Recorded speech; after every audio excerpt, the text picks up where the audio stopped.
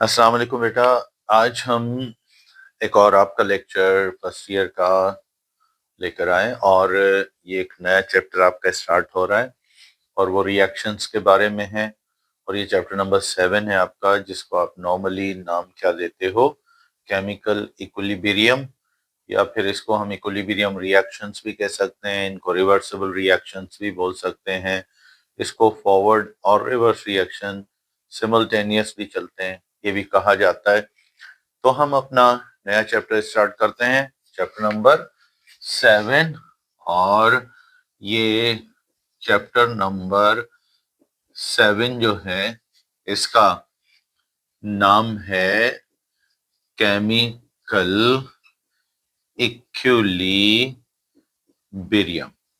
या फिर अगर कुछ बुक्स में आपको इसका नाम ये भी मिल सकता है, यानी इस रिएक्शन को कहा जाता है या इस चैप्टर को कहा जाता है इक्विलिब्रियम रिएक्शंस। तो जनरली आप लोग पढ़ते आ रहे हैं कि रिएक्शंस जो हैं डायरेक्शन के लिहाज से दो तरह के होते हैं, यानी सिंपली हम कह सकते हैं कि reactions types of reactions with respect to, किसके लिहाज से, with respect to direction of क्या, रिएक्शन। रिएक्शन के डायरेक्शन के लिहाज से इसके कितने टाइप हैं? ये दो होते हैं। पहला, इनको कहा जाता है यूनिडायरेक्शनल,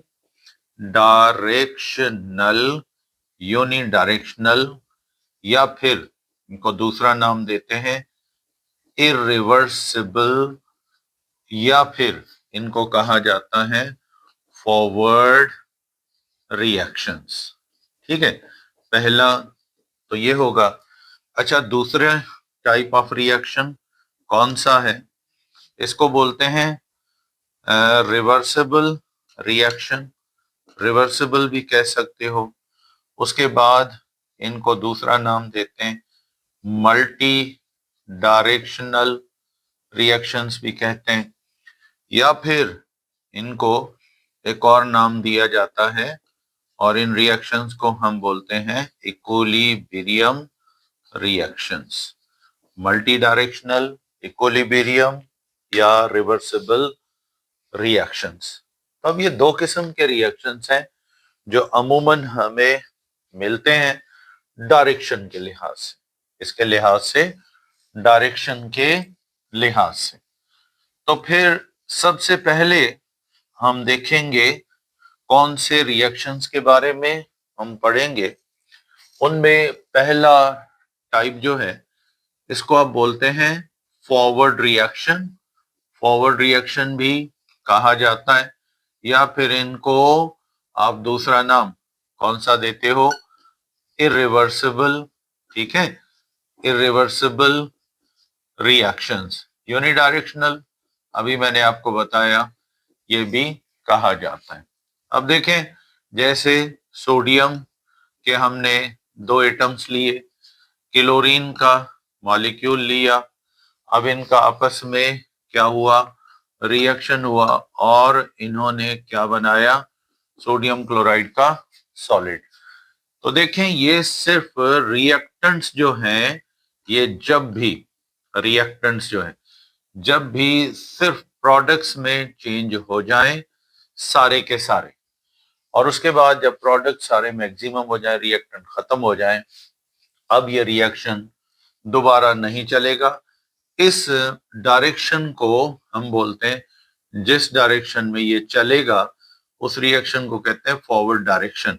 तो इसलिए ये रिएक्टेंट से प्रोडक्ट बनना, ये फॉरवर्ड डायरेक्शन कहलाता है। तो ये फॉरवर्ड रिएक्शन है, तो इसलिए अब ये कभी भी प्रोडक्ट बनने के बाद ये फिर वापस रिएक्टेंट्स में चेंज नहीं होंगे, यानी in these reactions, in reactions में ओनली रिएक्टेंट्स, जो रिएक्टेंट्स होते हैं, आर कंप्लीटली इनको मुकम्मल तौर पर कंप्लीटली कन्वर्टेड इनटू प्रोडक्ट्स, सारे के सारे मुकम्मल तौर पर प्रोडक्ट्स में चेंज हो जाते हैं। बट पर प्रोडक्ट्स पर जो इनके प्रोडक्ट्स हैं are never never change into into किसमें, reactants in a same reaction. उसी रिएक्शन में फिर हम ये नहीं देखेंगे प्रोडक्ट बन गए सारे के सारे, खत्म हो गया रिएक्शन, अब इनका समझे रिएक्शन खत्म, अब ये आगे नहीं चलेगा, तो ये समझ लो सिर्फ फॉरवर्ड डायरेक्शन में है, प्रोडक्ट फिर वापस रिएक्टेंट्स में नहीं आएंगे। अब इन रिएक्शंस की कुछ बात हो जाए प्रॉपर्टीज के लिहाज से, इनके कैरेक्टर्स के लिहाज से, तो याद रखो पहला इनका कैरेक्टर क्या है, यानी दे कैन प्रोसीड, यानी ये चल सकते हैं इन कौन से डायरेक्शन में, फॉरवर्ड डायरेक्शन ओनली। आप देखेंगे ये सिर्फ और सिर्फ फॉरवर्ड डायरेक्शन में चलेंगे, ये कभी भी रिवर्स डायरेक्शन में नहीं चलते।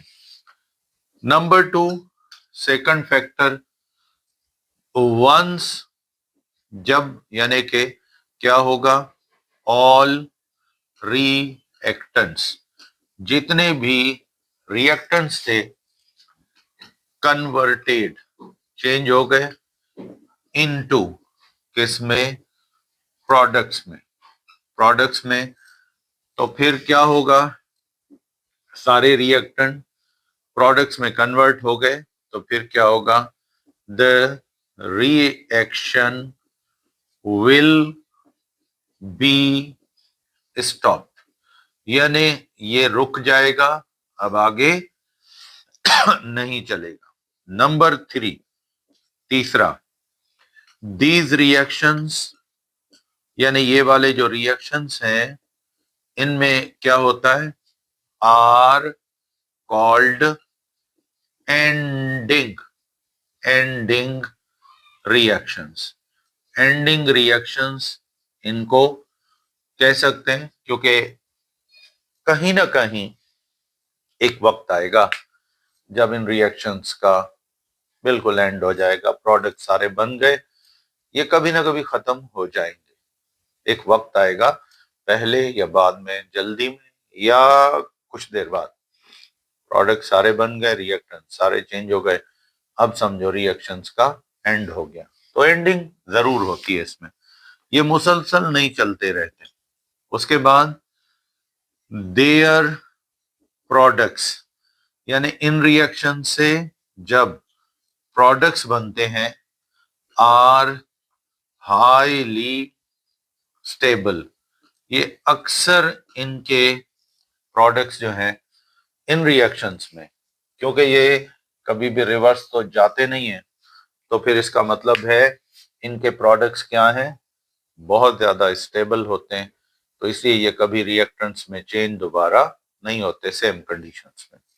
उसके बाद नंबर 5, दे आर रिप्रेजेंटेड, यानी इनको रिप्रेजेंट किया जाता है बाय सिंगल एरो। हम जब भी इन रिएक्शंस को लिखते हैं तो हम एक सिंगल क्या दे देते हैं, एरो दे देते हैं। तो ये इनके अमूमन क्या होते हैं, कैरेक्टर्स होते हैं। आखिरी कैरेक्टर क्या है कि they are non spontaneous normally, यानी ये रिएक्शंस जो है ना नॉन स्पॉन्टेनियस ज्यादातर होते हैं। नॉन स्पॉन्टेनियस उन प्रोसेस को या उस प्रोसेस को कहा जाता है जो बाहर सराउंडिंग्स की मदद से चलती, एनर्जी से चलता है प्रोसेस। बाहर से एनर्जी मिलती रही, प्रोसेस चलता रहा, एनर्जी बंद हो गई, ये प्रोसेस भी बंद हो जाएगा। अब जैसे फोटोसिंथेसिस है, ये नॉन स्पॉन्टेनियस प्रोसेस है। क्यों? जब ये चलता रहता है तो उस वक्त इसके चलने का मतलब ये है कि इसको बाहर से सनलाइट मिल रही है। सनलाइट बंद हो गई, रोशनी बंद हो गई, लाइट एनर्जी खत्म हो गई, अब ये रिएक्शन भी क्या हो जाएगा? खत्म हो जाएगा। तो इसलिए याद रखो, इन रिएक्शंस का रूल यही है कि जब तक एनर्जी देते रहो, चलते रहें, जब एनर्जी बंद हो गई फिर ये खत्म हो जाते हैं। तो इसलिए इनको बोलते हैं नॉन स्पॉन्टेनियस रिएक्शंस। तो अब ये पहली टाइप थी रिएक्शंस की, यानी कौन से वाले थे? Unidirectional reactions. कौन से वाले रिएक्शंस थे? यूनी डायरेक्शनल रिएक्शंस थे। अब हम लेते हैं number 2, second type of reactions. In reactions को हम बोलते हैं इक्विलिब्रियम रिएक्शंस। क्या बोलते हो? इक्विलिब्रियम रिएक्शंस, या फिर इनको दूसरा नाम कौन सा देते हो? रिवर्सिबल रिएक्शंस, ये भी बोलते हो। या फिर इनको तीसरा नाम कौन सा दिया जाता है? वो है मल्टी डायरेक्शनल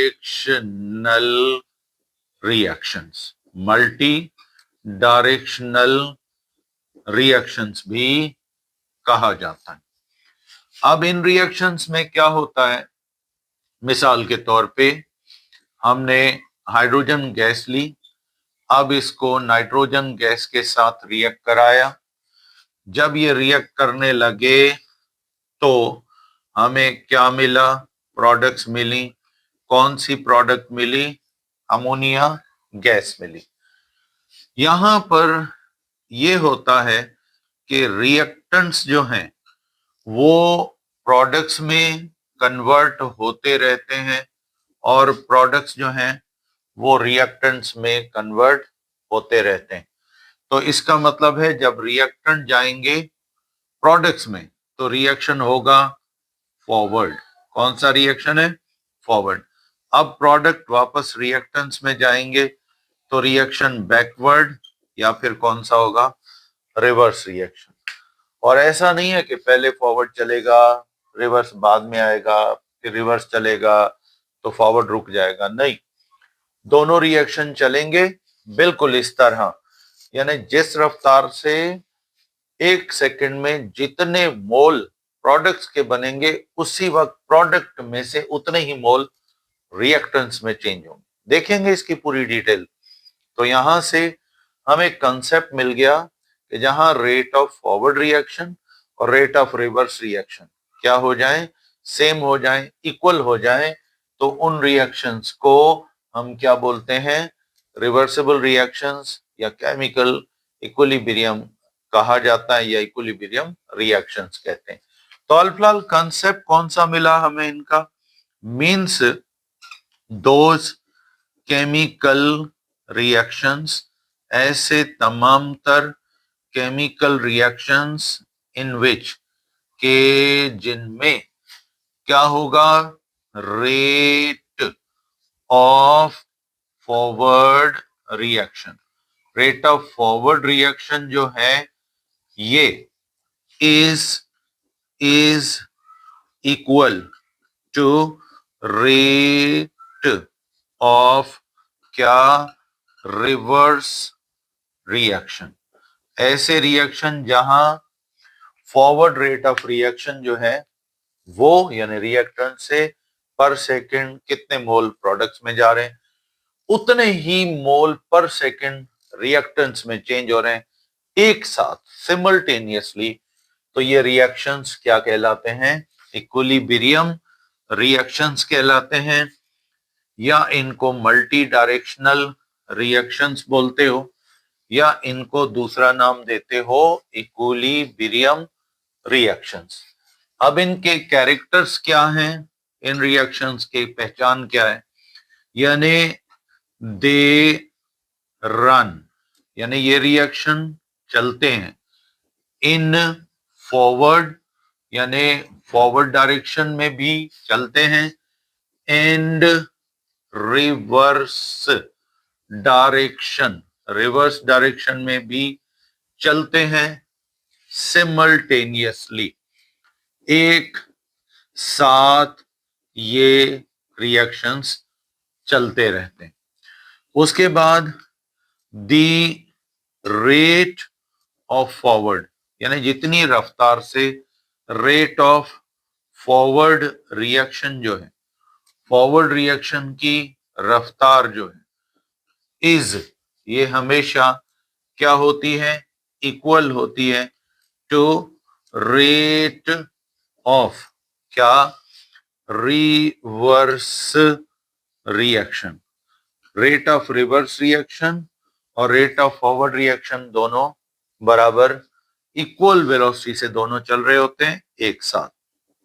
उसके बाद दी नेट चेंज इन कंसंट्रेशन, यानी अमाउंट ऑफ रिएक्टेंट और प्रोडक्ट की अगर ओवरऑल चेंज देखें तो भाई किस तरफ ज्यादा अमाउंट बचेगी और किस तरफ कम अमाउंट हो जाएगी, यानी हमें दिखाई ऐसे देगा कि कोई रिएक्शन चल ही नहीं रहा, क्योंकि जितनी अमाउंट प्रोडक्ट से रिएक्टेंट्स में आएगी उतनी अमाउंट उसी सेकंड में रिएक्टेंट से प्रोडक्ट फिर वापस चली जाएगी।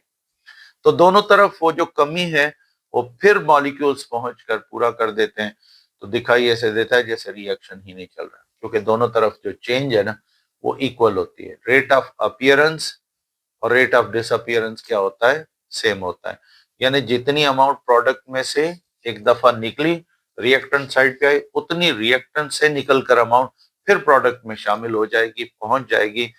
तो नेट चेंज आपको कोई नजर नहीं आएगा, ना प्रोडक्ट बढ़ेंगे ना रिएक्टेंट्स बढ़ेंगे। तो इसलिए कहते हैं कि net change in concentration, concentration भी हम पढ़ेंगे हाल फिलहाल, amount of reactant, amount of product in mole per dm cube.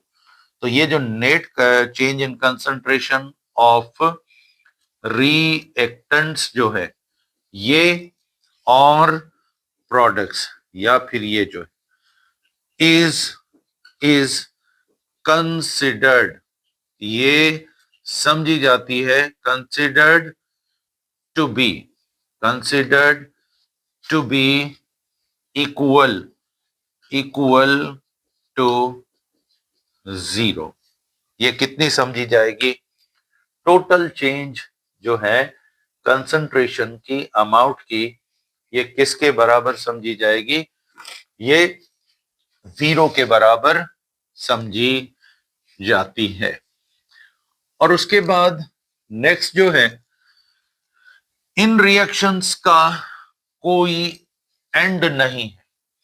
ये रिएक्शन जब चलना शुरू करेंगे फॉरवर्ड भी चलेगा, रिवर्स फॉरवर्ड रिवर्स चलते रहेंगे, हालात मेंटेन रहे तो ये कभी बंद नहीं होते। तो इसलिए हम कहते हैं कि नेक्स्ट इनका पांचवा कैरेक्टर के they are never, never ending reactions. ये रिएक्शंस जो हैं इनका कोई एंड है ही नहीं, भले चलते रहे फॉरवर्ड रिवर्स में, रिवर्स फॉरवर्ड में, कन्वर्ट होते रहेंगे, खत्म नहीं होते, और ना ही कंसंट्रेशन किसी की बढ़ती है ना घटती है, दोनों तरफ इक्वल शिफ्ट होती रहती है। उसके बाद नंबर 6 कैरेक्टर, बल्कि इसको हम जनरली 7th कर देते हैं, फिर यहाँ 8 पे आ जाते हैं। वो ये है कि दे आर मोस्टली, इनकी एक बहुत बड़ी तादाद जो है मोस्टली स्पॉन्टेनियस, यानी ये अपने लिए एनर्जी खुद बनाते हैं, मीन्स सेल्फ सफिशिएंट इन, सेल्फ सफिशिएंट होते हैं बट किस में? एनर्जी में। तो इनको एनर्जी ज्यादा आप नहीं देंगे। ये ज्यादातर अपने लिए एनर्जी, अगर फॉरवर्ड एक्सोथर्मिक है तो रिवर्स एंडो हो जाएगा, रिवर्स अगर एंडो है तो फॉरवर्ड एक्सो हो जाएगा। एक डायरेक्शन में एनर्जी खर्च होती है, उतनी ही दूसरे डायरेक्शन में, अपोजिट डायरेक्शन में पैदा हो जाती है, जो इनको फिर चलाती रहती है। तो यहां नेट चेंज ऑफ एनर्जी भी आपको ऑलमोस्ट क्या मिलता है, ये जीरो के बराबर मिलता है। तो इसलिए ये अपने चलने के लिए, रन करने के लिए एनर्जी बनाते रहते हैं, तो इसलिए इनको स्पॉन्टेनियस कहा जाता है। उसके बाद नंबर 9 वो कौन सा है, यानी दे आर क्या, रिप्रेजेंटेटेड, इनको रिप्रेजेंट किया जाता है बाय 2 एरोज, 2 एरोज से इनको रिप्रेजेंट करते हो। एक फॉरवर्ड रिएक्शन के लिए होता है एरो और दूसरा रिवर्स के लिए होता है। तो ये चंद कैरेक्टरिस्टिक्स हैं जिनके बेसिस पर आप इन रिएक्शंस को इरिवर्सिबल से अलग पाएंगे, अलग समझेंगे, अलग मानेंगे। ये हैं हमारे केमिकल इक्विलिब्रियम के रिएक्शंस। अब हमारा आगे जो चैप्टर जाएगा वो होगा तो सिर्फ रिवर्सिबल का, इरिवर्सिबल की बात यहाँ पे खत्म हो जाएगी। ठीक है, यहाँ पे खत्म हो गई। तो अब हमें सबसे पहले क्या समझना है कि एक केमिकल इक्विलिब्रियम रिएक्शन जो है वो स्टार्ट कैसे होता है और चलता कैसे, मेंटेन कैसे होता है, और किस तरह फॉरवर्ड रिवर्स, क्या पहले फॉरवर्ड चलता है पहले रिवर्स चलता है, ये देखते हैं। आपको पता है नॉर्मली इक्विलिब्रियम लफ्ज जो है इसका मतलब होता है कोई भी चीज जब रेस्ट पोजीशन में, बिल्कुल एक जगह पड़ी हुई है, ये मेरे हाथ पे पेन रखा हुआ है, हिल नहीं रहा, इधर उधर मूव नहीं कर रहा, तो समझ लो ये रेस्ट में है, ये इक्विलिब्रियम। अब इधर उधर मूव करने लगेगा तो हम कहेंगे अब इसका इक्विलिब्रियम खत्म हो गया। तो नॉर्मल चीजें जब रेस्ट में होती हैं दुनिया की, तो ये समझ लो इक्विलिब्रियम में होती हैं। लेकिन जब ये मूव करने लगती है तो हम कहते हैं इनका इक्विलिब्रियम खत्म हो जाता है। लेकिन जहां बात आती है केमिकल रिएक्शंस की, तो हम जब कहते हैं ना केमिकल इक्विलिब्रियम रिएक्शंस जो है ये तो चलते रहते हैं, ये रुकते नहीं है, ये हमेशा चलते रहते हैं और यहाँ इनमें कभी भी रुकने का अमल नहीं होता है। तो इसलिए हम कहते हैं कि जो केमिकल इक्विलिब्रियम है ये डायनामिक होता है। क्या होता है, ये डायनामिक होता है और ये एक सेकंड के लिए भी नहीं रुकता है। तो हम यहाँ लिख सकते हैं कि केमिकल इक्विलिब्रियम, यानी जो केमिकल इक्विलिब्रियम है इज, ये क्या है, डायनामिक है। क्यों डायनामिक है, बिकॉज, क्योंकि इट, ये जो है, because it is in motion, ये हमेशा चल रहा होता है। क्यों मोशन में होता है, क्योंकि एक रिएक्शन फॉरवर्ड चल रहा है तो दूसरा कौन सा है, रिवर्स रिएक्शन, ये दोनों चल रहे होते हैं। तो इसलिए ये हरकत में ही रिएक्शंस होते हैं, तो इसलिए ये डायनामिक होगा, दोनों रिएक्शन